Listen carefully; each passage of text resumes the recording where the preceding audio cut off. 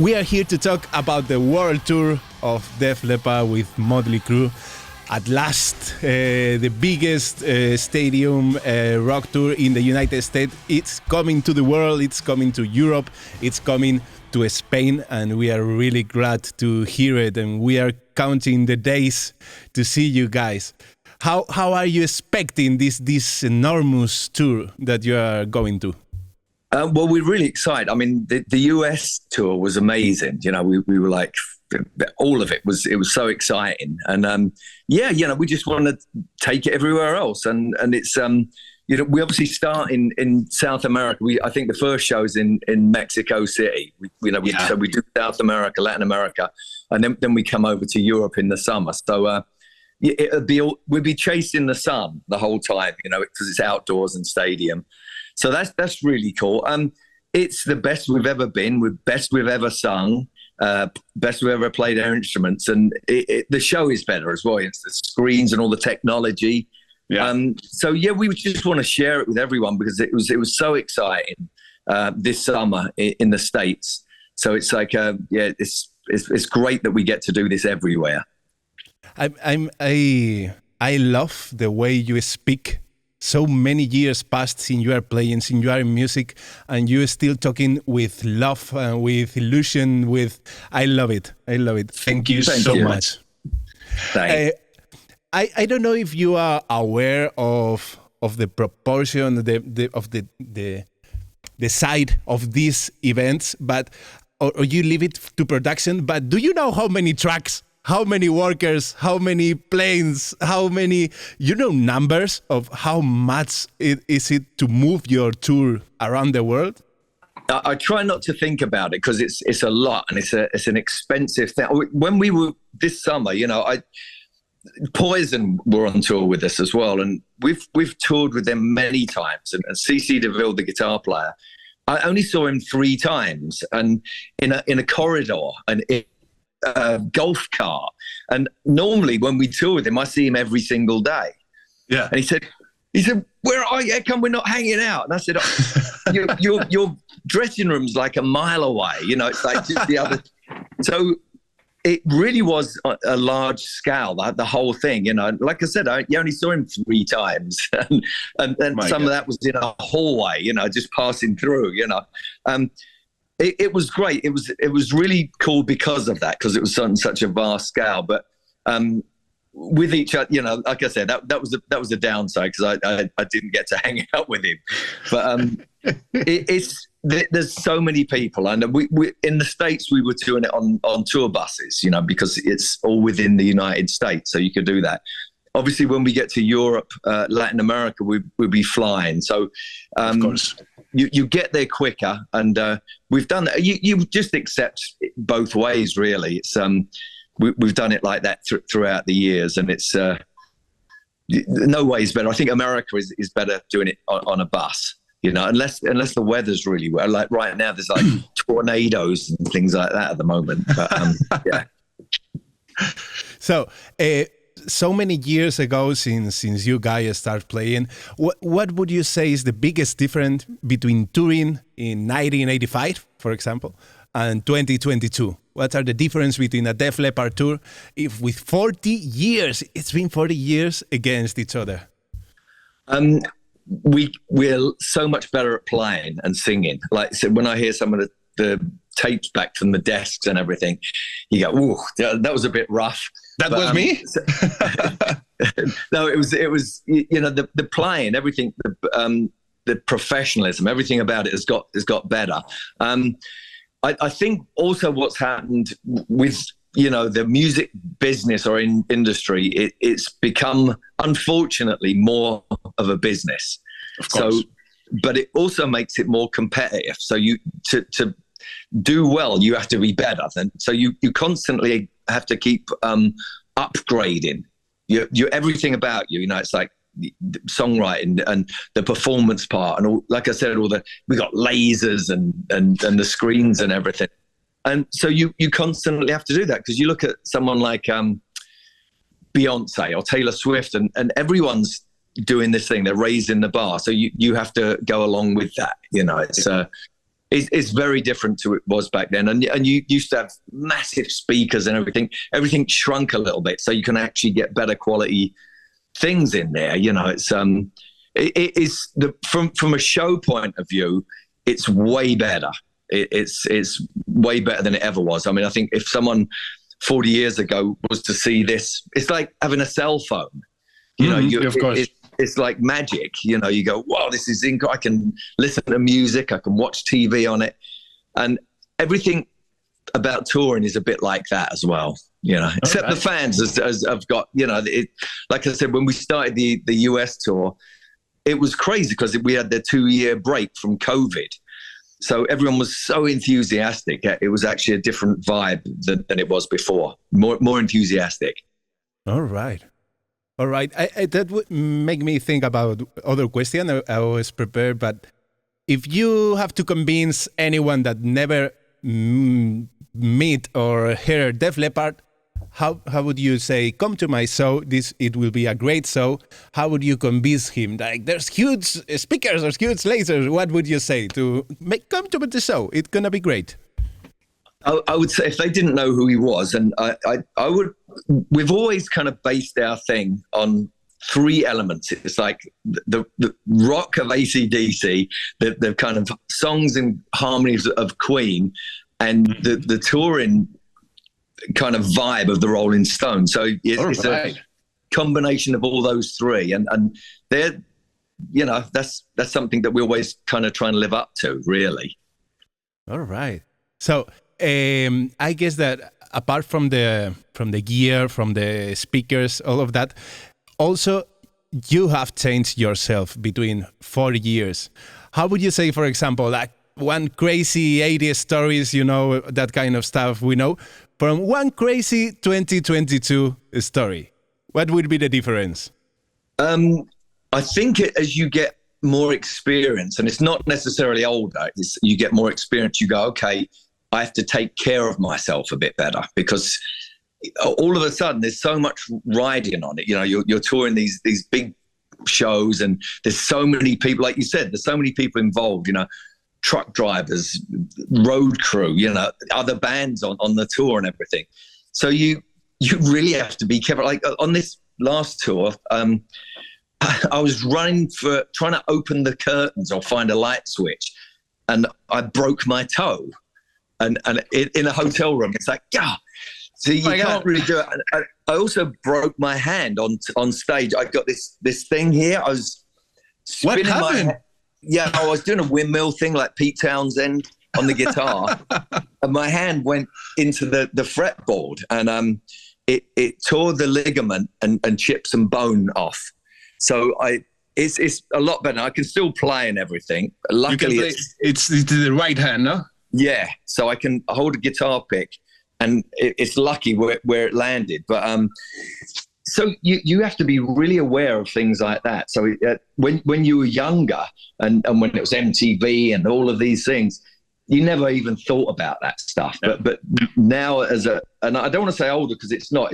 It's more experience. You go, wow, there's a lot of people depending. There's so many people want to see this, and you know, even this tour, you know, we had the COVID thing going on, and I got COVID after our first warm-up show at the LA Whiskey. We'd done a warm-up show in LA in this little club, and me and Rick Savage got COVID, and then we at rehearsals we're like, oh man, we got through that. And then during the tour, you know, we everyone had to make sure that they didn't get it. So we had to, if anyone came backstage, they had to be tested. And a lot of people got it while we were on tour, but we managed to get round it. You know, Vivian got it and, you know, stayed in his room, and it was just lucky. It just worked out. So it's the same thing with just anything physical, and especially our voices. You know, we all sing. We do warm-ups all the time. And I think we're more into the fact that we want to put on a brilliant show every night. So like after we played the LA show, we played San Diego, and Joe was warming up for 7 or 8 hours. Just warming up. I mean, he was watching the football and doing other stuff, making food and what have you on his bus. But he was doing the warm up things, and it makes such a huge difference. And again, you know, but you 8 hours. 8 hours. I mean, I do two hours and that sometimes. 2 hours from warm-up. Yeah, and I'm just doing backing vocals, so I can get away with an hour while we're on tour, but it makes such a huge difference. Otherwise, you can't hit all the notes clean, and so just things like that, you know, that you wouldn't have thought about back in the day. And then, like I said, when you hear the tapes back from there, they're nowhere near as good as we are now. And I think, you know, we're one of the very few bands that really sing. You know, it's really us. It's not like samples or anything like that. It's us really singing. So we take pride in it. There's a lot of pride in us putting a show on. So, but yeah, he didn't do that every day. But the day after LA, because it was such a late night and it was an amazing show, that he was warming up in his tour bus for 8 hours. My God, you guys are so compromised with the tour. I love it, and I think it's amazing how conscious you are of your responsibility as the star of the show. That if I fucked up, everything is going to hell. So I really have to be really, really careful. Wow, absolutely, and everyone feels that way, you know. And even the thing like working out, you've got to stay. If you get overweight on tour, it's dangerous. You can really hurt yourself. So you have to keep a balance all the time. So that's, you know, the same with eating food. You can't really overdo it, except occasionally. Yeah. It's all of these things that again, 40 years ago, you would never have thought of that stuff. It's like, you just don't worry about it. But but there's so much riding on it. And like I said, you know, we want to present it in such a way. Do you think, because the way I feeling it right now is like you change all the craziness of youthness, of, you know, that kind of feeling for professionality. Do you think it's colder, or do you think it's the way it has to be? For us, it's the way it has to be, you know, because we made these records that, you know, sometimes they'd be 2 years, 3 years to make a record, and they sound really amazing. So if you don't put the same kind of effort and energy in, it's going to sound like crap. It's going to be just, oh my God, they suck, and the voices are terrible, and it's all sloppy. So you constantly have to keep working it. Like we just done a show like 2 weeks ago in Abu Dhabi. Oh, okay. It was the Formula One. It was the Grand Prix, and we'd been off tour for like 6-8 weeks almost, and but I'd been practicing at home. I'd run through half the set. I'd put a guitar on. I'd stand up in the living room, and I'd be singing while I'm playing along, and it makes full such show a huge difference. Yeah, and just every other day, or every day actually, I'd do half the set and the next half of the set. And then when I got on stage, it was easy still. So you actually keep a flow going. There's a constant bar that you have to maintain. And I think, but so that it's really important. And I think especially in this day and age, when so many people are, you know, with a lot of the pop artists, they play to a track, you know, they're playing over the top of it, but they've still got backing vocals and a band and sequencers and all this stuff. So you're competing with that. You know, we use some drum loop ideas, you know, like some on Rocket or Love Bites, some keyboards, but all the vocals and all the playing and everything is real. So it's that's what we want to maintain, that, because it does sound different than everyone. And it really has a work, and that's why many other bands, all the backing vocals are always recorded in the master track, and all the even playing parts are recorded. It's like, guy, what are you doing? I know, and I like the idea of sometimes messing up. It makes it's real. You go, okay, so that's cool. But you know, when you consider opera singers, they go into their 70s and 80s and they sound amazing, and they take care of themselves. So obviously we're not at that level, but it's something to be inspired by. You know, Broadway actors in New York or theater or anywhere around the world, they have to be, you know, a certain standard. They have to keep that up. So we kind of feel the same as that. Really, we want to put on that show. It's our show, and we want everyone to have a great experience. Oh my God, I really expect to go to your show in Madrid the 24th of June. And talking about taking care of yourself, we've got to talk of the elephant in the room, that you are as hard as a rock, man. How do you do that? Because you're exactly the same age of my father, like 3 days difference. And you have to see my father. I think that a lot of it is what you eat and when you eat it, but it's constant working out. I mean, you don't have to go crazy. I just, like I said, with the broken toe, the broken finger, and all of this stuff, it's you just have to constantly be active. So I work out from now till we go out pretty much every day. It'll be the last few days I didn't work out, but I have a starting point and then get to the thing, and that's it really. It's a mixture of different things. It's weights, it's kickboxing drills on a bag, and cycling, all these different things, and then eating the right amount of food, not overdoing it. It's always when I'm in my best shape, that it's not today. It's always because of the kickboxing and MMA style, all that kind of stuff. It's what make me want to work out. I hate weights. I think it's boring. It is boring. But kicking something, it's always fun. I agree. I love it. I love it. How do you do it? Yeah, of course, when you are at home, it's easier. How do you do it on tour? How do you take care of your food and your workouts when you are touring? Because it's crazy, changing times, always running from here to there. How do you maintain your good routines? So we have a guy who cooks for us, Jeff. He's the Def Leppard chef. He cooks. He's in the dressing room, and he actually just makes really great food for us. So that's really cool. We have a trainer, Jake. He comes out with us on tour, and I also have a kick bag. That's you fill with water. It actually stays filled with water, and they just wheel it out. So even if I do 10 minutes, sometimes even if I put it in a shower, it's in the thing. If I don't do it, my hips and lower back start hurting.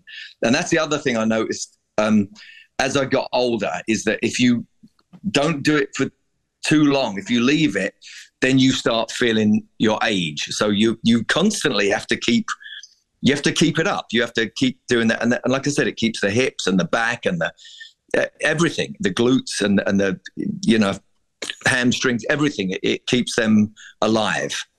All right. You guys work out together? Most of the time at different times. Like it'll be, I'll talk to Jake and he'll go, can you do 10 o'clock? I've got Vivian at 11 and Sab's coming in after that. So we rotate and sometimes it'll be like, I've only got 25 minutes or something. So we do something in a hallway. We take our weights and bars and all sorts of stuff there. So yeah, you can do that. And Joe, he has a Peloton bike in his tour bus. So he works. So he does that. That's his thing, and it's great for breathing and for, especially if he's going to be singing all the time. So everyone does different things, and you can do them at different times. It's like you just have to make it happen. All right. And how is living with Mötley Crüe on tour? Because you talk about Poison, that you didn't see them because they were far away. But when you're touring with Def Leppard, are you guys together, or each one is inside? Or? So we have one dressing room. It's always one dressing room. Most of the other bands have separate rooms for each member. But what tended to happen on the last tour, Nikki Sixx would come and hang out with us in our dressing room, and Tommy. Mick was obviously he's got this physical thing, so he couldn't really go out much. He just he would have to stay there. And I would see Vince, you know, in sometimes their room would be closer to us. So we would see them all the time, and we'd see him at the hotel. We'd hang out with them sometimes, and you know, Nicky had his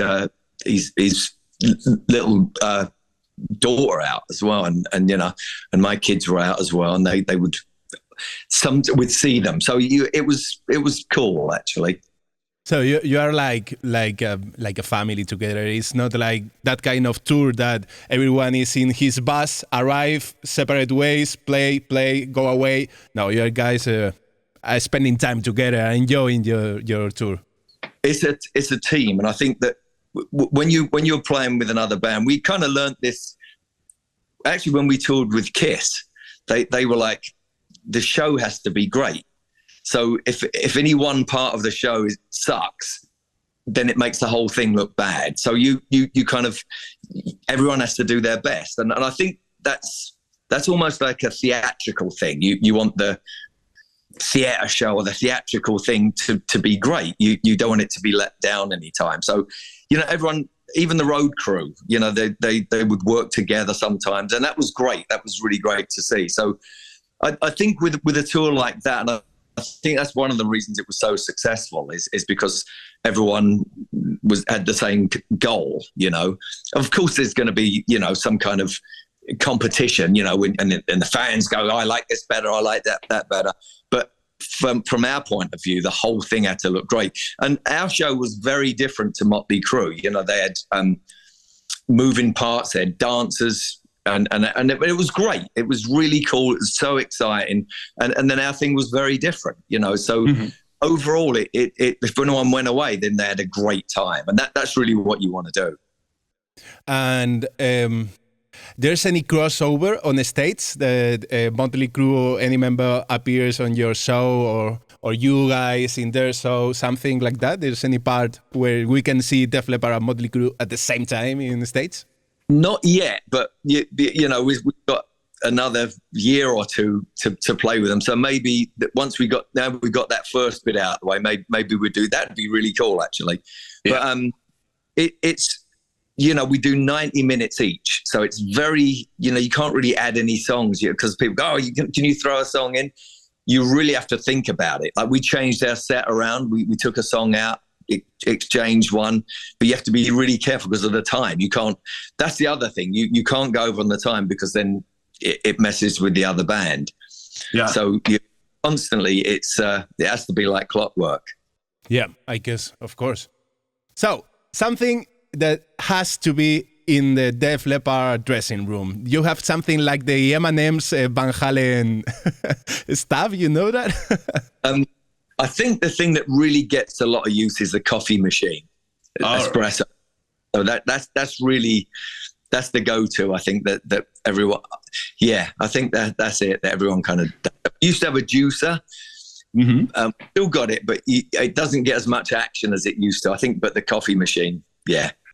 If you could choose any band, dead or alive, that are playing now or inactive, to tour with, of course, Mötley Crüe, but another one. What band would you choose to tour with, dead or alive, whatever you want, and why, of course? I'd love to tour with the Police. Actually, I'd like to play in the Police, and all right, and the Jimi Hendrix Experience. That would be really cool, you know. So yeah. You guys are like the Brit against the USA against UK, both rock sides of the story. Which would be the difference or differences that you can tell in your music? What make you from UK and the other band from USA? Which part? So I think with the UK bands, we had to learn an American style of pop culture and American style of music. Like we sing with American accents, and I didn't realize what that was, and until later you go, it's because we learned all these American songs, like even, you know, the Rolling Stones and Queen and everyone, we would sing with American accents, and they did, you know, they learned from blues stuff. So Americans are lucky because it's part of their culture already. So it comes from a different place. You know, we had to learn it, whereas they've got it already in America. It's American pop culture, and it come from blues, and then it turned into soul, rock and roll, and country, kind of split into different things. So I think we're just very aware of that, but we're very aware that it's an American thing, that we're actually, and it's natural for us, that it's natural for me to sing in an American accent, which is kind of weird. I speak, the British accent, but as soon as I start singing, I'll sing in an American accent. It's really weird. All right. I never thought about the accent. Maybe because I'm not native, I'm not British or from the USA. I never thought about it. That's amazing. I did for the longest time, and then someone said, we thought that you were American. We hear the thing. It's like, love is like a bomb, baby, come and get it on. Living like a love with a red iPhone. You hear that, you naturally sing it like that, but I would never speak it like that. And a thing once, someone said, well, where come you're singing dance or glass and glass and dance? And it's I don't know, I guess it's because we learned it that way, Oh my God. But for example, I wrote a few days ago that Scorpions said, Schenker said that, for example, in the European rock, there's more like classical influences, more that kind of harmonies instead of the blues and classic harmonies from their folk from the USA. Do you agree? Do you think it's? I absolutely do, and especially when you hear Scandinavian bands, the Spanish bands, and Scorpions. It's a German thing, and the influence is different. Britain was different. You had the Beatles, the Stones, the Who. Yeah. Queen, and they were all kind of like Americanized. They just kind of loved this stuff. Mick Jagger met Keith Richards on a train station, and they had like Muddy Waters and Chuck Berry records, and they're like, so they were learning, they were copying it, and I think in Europe you have actually you have these different kind of classical things seeping into the culture. Yeah. There's an interesting thing in, we lived in Spain, southern Spain. Where? Near Marbella, when we did the Slang album. And I really noticed that some of the influences, like in flamenco, were like from they sounded like Eastern, like the Moors. And then you look at the history of it and you go, okay, the Moors come to Spain. Yeah. And the music actually influenced it. So you did Arabic or Indian notes in flamenco, and you go, hang on a minute, that's different to say Germany, where it was classical music. But it's an amazing thing when you realize where this stuff comes from, and I totally agree with that, with the singing and the Scorpions, because they still sound very German even when they sing. It's rock music, but there's a difference there. There's different notes that they would use that we'd do an American kind of blues thing, exactly like you said, and they actually don't. It's more of a classical thing. And like I said, you hear stuff, with Spanish bands, and I just heard this band recently. They're actually from South America, and I forget the name of them, but they've got like 4 flamenco guitars, but they're playing this different type of music. It's really, really cool. But again, you hear all these influences, and where it goes from the Moors to Spain to South America, and it's like, and it gets influenced and gets builds on it everywhere you go. It never takes away. It always adds. It's really exciting.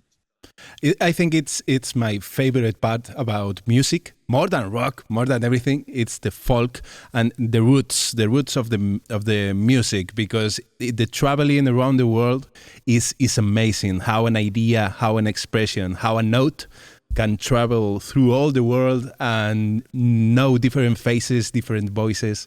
I love it. I really, really love it. But I want to ask you one song from Def Leppard to teach how to play. The easiest one would be Hysteria. Hysteria, okay. Yeah, because it's got all these different parts, and you can play it in different ways.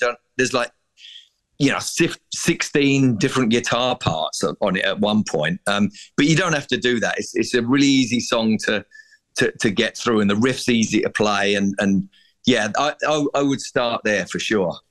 And for finishing, a shred song, a hard song, to sweat it.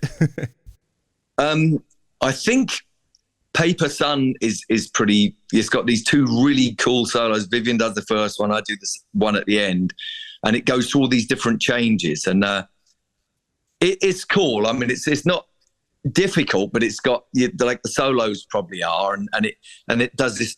It changes. It's got so many different changes in it. It's got a bridge and a middle eight and verses and the chorus, and there's a lot going on. So Paper Sun would be my one, because you have to remember all the parts.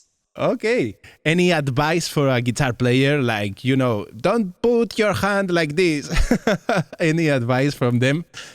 Yeah, probably don't do windmills and swing. That would be my advice at the moment. I'm going to find this clip. In 2022, everything is recorded. I'm going to find the clip of someone recording you. and I would do it. I would do it on the song called Kick. And at the end, that's where I done it. I was swinging it. And it was like, yeah, really going fast. And it's like, bang. It's like, ouch. And then it just hurt for 2 months. And I went to the doctor, and he said, yeah, that's... the ligaments, it's cut. It's still together, but it's frayed, and you've got some bones that have come out, that fragments. So yeah, so it's okay. But I just slowly. It's really nice to meet you. Thanks again for your time, Phil. Oh, pleasure, absolute pleasure. Thank you. Hope to see you in Madrid. I'll see you there. Hi, this is Phil Collen from Def Leppard. You're listening to RockFM. We'll see you this summer in Madrid.